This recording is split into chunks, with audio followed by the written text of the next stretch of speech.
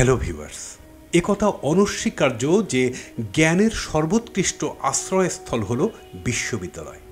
একমাত্র বিশ্ববিদ্যালয় হয়ে থাকে উন্নত জ্ঞান বিজ্ঞানের চর্চা।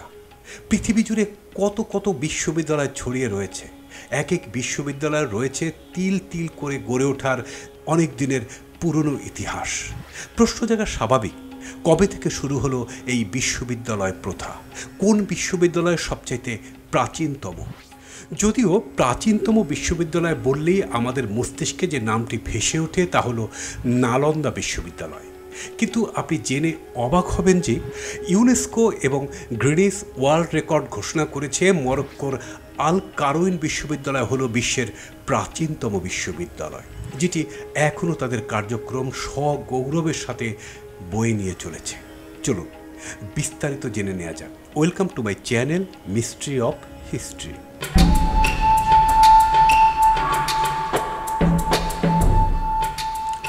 Mohammad bin Abdullah al Fihri ছিলেন মরক্কোর ফেস নামক শহরের একজন সফল ব্যবসায়ী। ব্যবসা করে তিনি অনেক অর্থ উপার্জন করেন। তার ছিল দুই কন্যা সন্তান, মারিয়াম এবং ফাতিমা। দুই বোনই পড়ালেখা এবং ধার্মিকতায় খুব যোগ্য হিসেবে গড়ে উঠেছিলেন।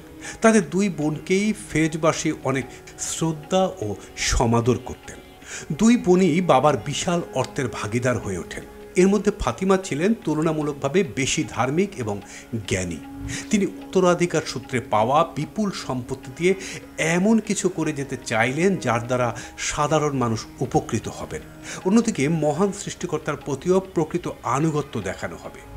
অনেক চিন্তা করে তিনি ঠিক করলেন তার এই বিপুল ধন সম্পদ দিয়ে তিনি একটি মসজিদ বানাবেন, যেখানে সাধারণ মানুষজন সালাত কায়েমের সুযোগ পাবেন। পাশাপাশি তা জ্ঞান চর্চার আশ্রয়স্থল হিসাবেও গড়ে উঠবে।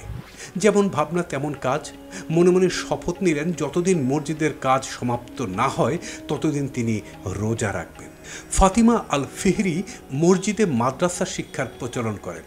মাদ্রাসা শিক্ষার পাশাপাশি ইসলাম চর্চা এবং এর অগ্রগতির জন্য মানুষদের জড়ো করে তাদেরকে বিভিন্ন বাণী ও উপদেশ দেওয়া শুরু করলেন।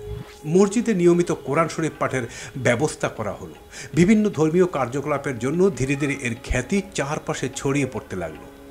ক্রমান্বয়ে জায়গাটিতে ইসলামিক আদর্শ চর্চা, আরবি ব্যাকরণ, গণিত, রসায়ন, চিকিৎসা ইত্যাদি বিষয়ে তর্ক বিতর্ক এবং আলোচনা অনুষ্ঠানের আয়োজন হতে লাগলো। কিছু সময় পরই মসজিদটি শহরের প্রাণকেন্দ্র হয়ে গড়ে উঠতে লাগলো। এর চারপাশ ঘিরে বাজার, স্কুল, থাকার জায়গা, হামাম বিভিন্ন কিছু গড়ে উঠতে লাগলো। ধীরে ধীরে বিভিন্ন অঞ্চল থেকে বিভিন্ন ধরনের মানুষের সমাগম বাড়তে লাগলো। ফেজ শহর থেকে অনেক জ্ঞানীগুণী লোক পৃথিবীর বিভিন্ন দেশে ছড়িয়ে পড়তে লাগলো, যারা আল কারউইন মসজিদের নাম চারিদিকে প্রসারিত করতে লাগলেন।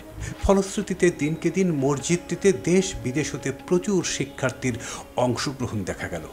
মসজিদটি আফ্রিকার মধ্যে সবচাইতে বড় মসজিদ হিসেবে চিহ্নিত হলো, যেখানে 22,000-এর উপর মানুষ একসাথে সালাত আদায় করতে পারত। এই সময় ব্যাপারটা ছিল বেশ আলোচিত একটি ঘটনা।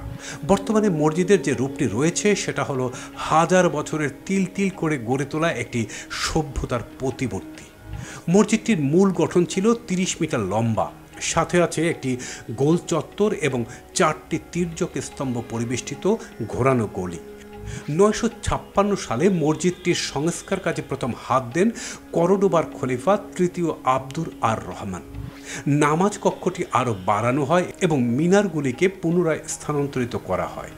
এই সময় এটাই নিয়ম হয়ে গিয়েছিল যে ফেজের অন্যান্য মসজিদগুলো আজানের ডাক দিত শুধুমাত্র আল কারউইন মসজিদের ডাক শোনার পর। মসজিদে একটি আলাদা ঘর ছিল যার নাম দার আল মুয়াকিত, যেখানে নামাজের সময় ঠিক করা হতো। মসজিদের উল্লেখযোগ্য উন্নয়ন সাধিত হয় 1135 সালে সুলতান আলী ইবনে ইউসুফের সময়। তিনি মসজিদের মধ্যকার বারান্দার সংখ্যা 18 থেকে 21 করার আদেশ দেন। মসজিদের কাঠামো 3000 বর্গমিটারে উন্নীত করেন।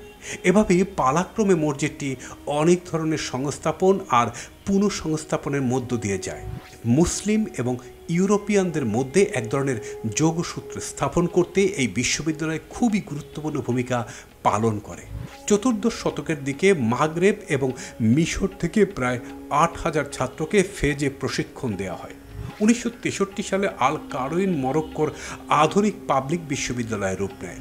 বিশ্ববিদ্যালয়টি মরক্কোর শাসকের পৃষ্ঠপোষকতায় বেড়ে উঠছিল এবং শুধুমাত্র সুলতানি শিক্ষক নিয়োগ দিতে পারতেন।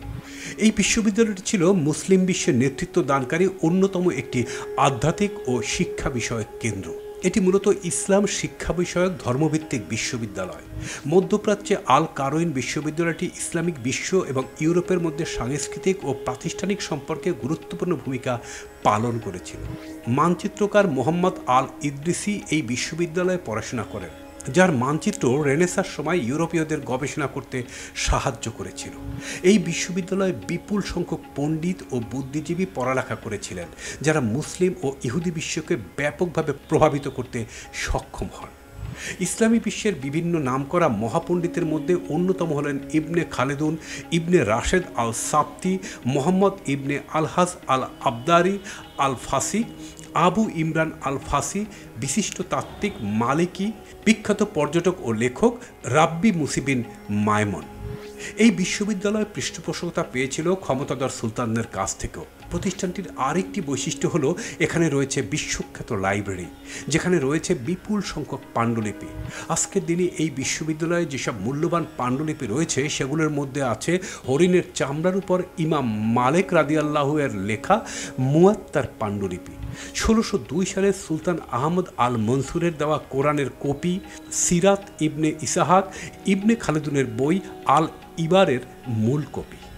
859 সালে নির্মিত আল কারইন বিশ্ববিদ্যালয়টি সন্দেহাতীতভাবে পৃথিবীর প্রাচীন বিশ্ববিদ্যালয়, কেননা এর খুব কাছের সময়কার মিশরের আজাহার বিশ্ববিদ্যালয় নির্মিত হয় 970 সালে। ইউরোপীয় সভ্যতার দিকে নজর দিলেও দেখা যায় ইংরেজি ভাষাভাষীদের সবচাইতে প্রাচীন অক্সফোর্ড বিশ্ববিদ্যালয় প্রতিষ্ঠিত হয় 1096 সালে। ইতালির বোলোগনা বিশ্ববিদ্যালয়, যেটিকে বহু পুরানো বিশ্ববিদ্যালয় হিসেবে ধরা হয়ে থাকে, সেটিও প্রতিষ্ঠিত হয় 1088 সালে। গিনেস বুক অব ওয়ার্ল্ডের মতে ফেজের এই বিশ্ববিদ্যালয়টি প্রাচীনতম, কেননা অনেক আগে থেকেই এটি শিক্ষার ডিগ্রি প্রদান করা শুরু করেছিল। আল কারইন বিশ্ববিদ্যালয়ের সাথে প্রাচীনতম আরেকটি বিশ্ববিদ্যালয় এর দাবিদার, যার নাম নালন্দা বিশ্ববিদ্যালয়। পৃথিবীর প্রথম আবাসিক বিশ্ববিদ্যালয় হিসেবে অভিহিত করা হয় ভারতের বিহারে 500 খ্রিস্টাব্দে প্রতিষ্ঠিত এই বিশ্ববিদ্যালয়টিকে। ইতিহাসের প্রসিদ্ধ বিশ্ববিদ্যালয়গুলোর মধ্যে নালন্দা অন্যতম ছিল। 500 থেকে 1300 খ্রিস্টাব্দ পর্যন্ত 800 বছর এই বিশ্ববিদ্যালয়ের কার্যক্রম চলেছিল। 1200 খ্রিস্টাব্দ নাগাদ বিশ্ববিদ্যালয়টি ধ্বংস হয়ে যায় এবং বন্ধ হয়ে যায় এর কার্যক্রম। কিন্তু অনেক চড়াই উতরাই পার হয়ে হাজার বছর ধরে বীর দর্পে শিক্ষাক্ষেত্রে অবদান রেখে যাওয়া বিশ্ববিদ্যালয়টির নাম আল কারইন বিশ্ববিদ্যালয়। ভিউয়ার্স, ভিডিওটি ভালো লাগলে শেয়ার করে দিবেন। আর আপনি যদি আমার চ্যানেলে নতুন হয়ে থাকেন, চ্যানেলটি সাবস্ক্রাইব করে বেল আইকনে প্রেস করে আমাদের সঙ্গেই থাকুন। ধন্যবাদ।